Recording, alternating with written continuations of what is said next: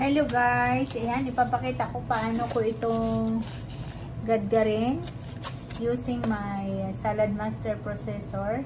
Ito ay panglagay ko po sa atsara. At natuntis nyo guys, hinugasan ko lang siya mabuti.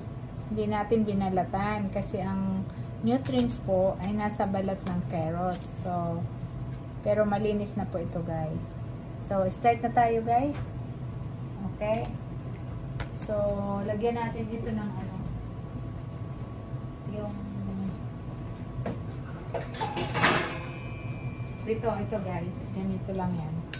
Pang ano ito, para hindi maano yung kamay mo ba, matamaan.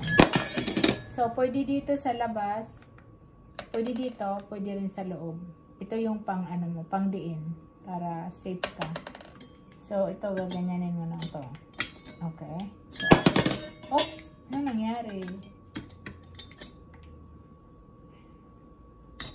Okay, nabalik ko pala. Okay, ganyan. Now, mag-gloves tayo guys, para safe. Okay.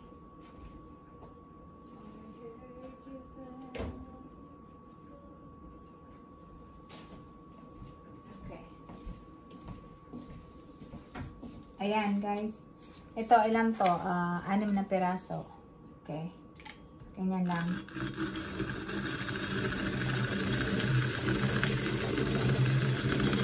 Bilis lang guys, na.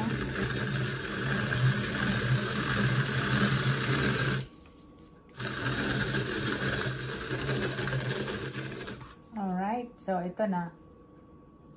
Maganda yung ano, may hawakan tayo. Tapos, ito na. Tingnan natin kung ilang minutes ito guys.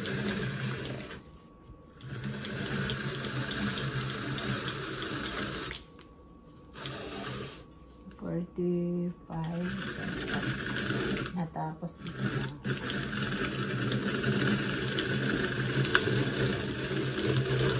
Alright.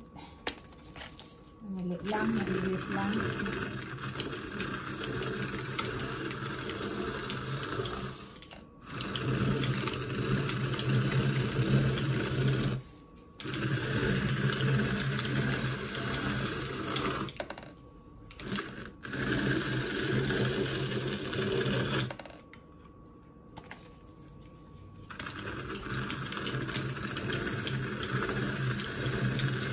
So, ito guys, pag magawa ka ng carrot cake, ang bilis lang dito pag ginamit mo itong processor.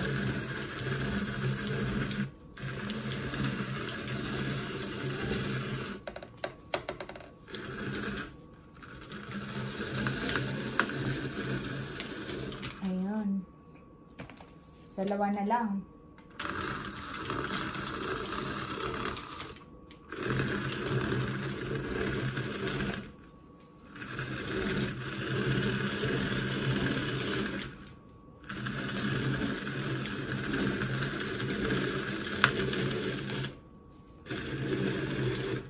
Ayan, para maubos mo, ganito dito, sa loob. Ayan, ididiin lang.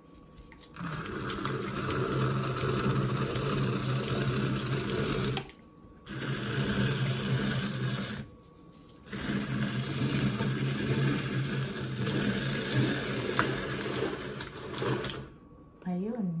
Bilis lang guys. Ayan, tapos na. Ayan.